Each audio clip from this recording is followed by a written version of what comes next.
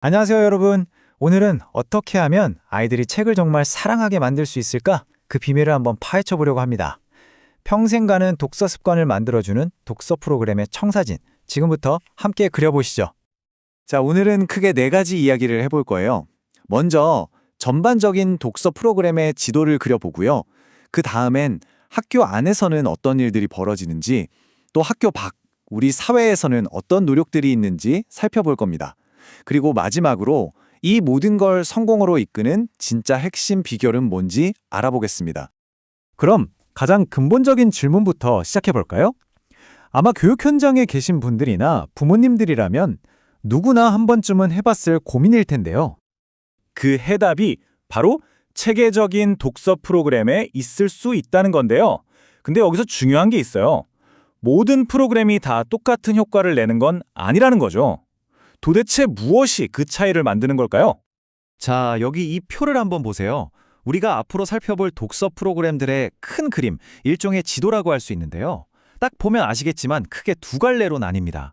하나는 학교에서 이루어지는 것, 다른 하나는 사회 전반에서 이루어지는 거죠. 이 두 가지를 축으로 오늘 이야기를 한번 쭉 풀어가 볼게요. 좋습니다. 그럼 첫 번째, 학교 안으로 먼저 들어가 볼까요?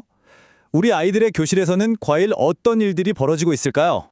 학교 프로그램 하면 딱 떠오르는 게 있죠. 바로 한 학기 한 권 읽기입니다. 말 그대로 한 학기 내내 책 한 권을 정말 깊이 파고드는 건데요. 이게 그냥 줄거리만 아는 수준을 넘어서서 책 한 권을 완전히 내 곳으로 소화하는 게 목표라고 할 수 있어요. 핵심은요, 그냥 읽고 끝! 이게 아니라는 거예요. 책을 읽기 전에는 자, 이 책은 어떤 배경을 가지고 있을까? 하고 미리 알아보고요. 읽는 동안에는 친구들이랑 나는 이 부분 이렇게 생각하는데 너는 어때? 하면서 토론도 하고요. 다 읽고 나면 거기서 얻은 영감으로 글을 써보거나 영상을 만들어 보는 거죠. 정말 책 한 권에 푹 빠져보는 경험을 하게 만드는 거예요. 그리고 또 하나 정말 효과적인 프로그램이 있는데요. 바로 아침 독서입니다. 매일 아침 수업 시작하기 전에 똑 10분 그냥 조용히 책을 읽는 거예요. 여기서 중요한 건요. 무슨 대단한 독후감을 쓰게 하려는 게 아니에요. 마치 아침에 커피 한 잔 마시듯이 독서가 아주 편안하고 즐거운 하루의 습관이 되게 만드는 게 목표인 거죠. 이 프로그램의 진짜 매력은 압박이 전혀 없다는 점이에요. 무슨 책을 읽었는지 뭘 느꼈는지 굳이 검사받거나 보고서를 낼 필요가 없어요. 그냥 순수하게 책 읽는 즐거움 그 자체에만 집중하게 해주는 거죠. 이러면 독서에 대한 좋은 기억만 쌓이게 되지 않겠어요? 자, 그런데 독서 교육이 학교 안에서만 끝나는 건 당연히 아니겠죠? 이제 학교 담장을 넘어서 우리 사회 전체로 한번 시야를 넓혀보겠습니다. 북스타트라는 프로그램 들어보셨나요? 학교 밖에서 이루어지는 프로그램 중에 정말 영향력 있는 걸 꼽으려면 전 이걸 빼놓을 수 없을 것 같아요. 이름 그대로 아기가 태어나는 그 순간부터 책이랑 함께 인생을 스타트하게 도와주는 아주 특별한 사회적 운동이라고 할 수 있습니다. 어떻게 하냐면요. 아기들이 보건소나 도서관에 가면 그림책이 담긴 꾸러미를 선물로 주는 거예요. 아주 간단하죠? 근데 이 작은 선물이 정말 큰 의미를 가집니다. 아주 어릴 때부터 부모님이랑 아이가 책을 매개로 교감하면서 독서가 자연스럽게 우리 집 문화로 스며들게 되는 거죠. 정말 멋진 아이디어 아닌가요? 자, 지금까지 학교 안팎의 여러 프로그램들을 살펴봤는데요. 그럼 여기서 질문 하나. 이런 프로그램들이 성공하려면, 진짜 효과를 보려면 반드시 필요한 딱 한 가지 핵심 비결이 뭘까요? 바로 이겁니다. 평생 독서하는 사람으로 키우고 싶다면 독자한테 자율성을 줘야 한다는 거예요. 다시 말해서 이거 읽어 하고 정해주는 게 아니라 네가 읽고 싶은 책을 한번 골라볼래?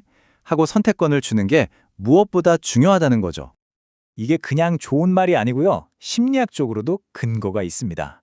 바로 자기결정성 이론이라는 건데요. 아주 간단해요.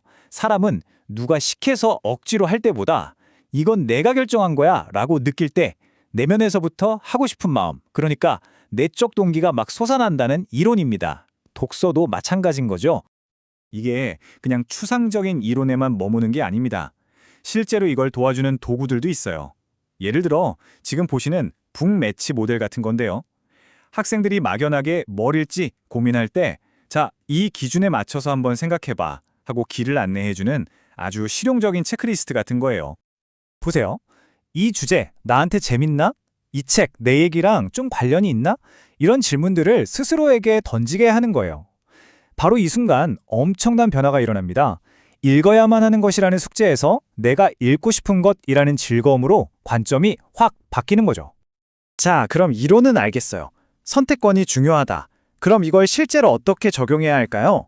교육자나 부모님들은 이 멋진 아이디어를 가지고 어떤 프로그램을 만들 수 있을까요? 막막하게 생각할 필요가 없습니다. 다행히 참고할 만한 아주 명확한 설계도가 있거든요. 지금 보시는 이 프레임워크가 바로 효과적인 독서 프로그램을 만드는 일종의 청사진을 우리에게 보여주고 있는 거죠. 이 5단계를 쭉 따라가 보면 정말 중요한 교훈 하나를 얻게 됩니다. 좋은 프로그램은 절대 우연히 만들어지지 않는다는 사실이에요. 제일 먼저 우리가 왜 이 프로그램을 하는가, 목표를 정하고 누구를 위한 것인가, 대상을 분석하고 이런 식으로 아주 체계적으로 학습자에 대한 깊은 이해를 바탕으로 설계되어야만 한다는 거죠. 결국 이 질문으로 돌아오게 됩니다. 스마트폰만 켜면 볼 게 넘쳐나는 이 시대에 과연 선택의 힘이 우리 다음 세대를 어떤 독자로 만들어 갈까요? 어쩌면 우리가 미래의 독서 교육을 고민할 때 아이들에게 의미 있는 선택권을 쥐어주는 것, 그게 가장 중요한 우리의 과제일지도 모르겠습니다.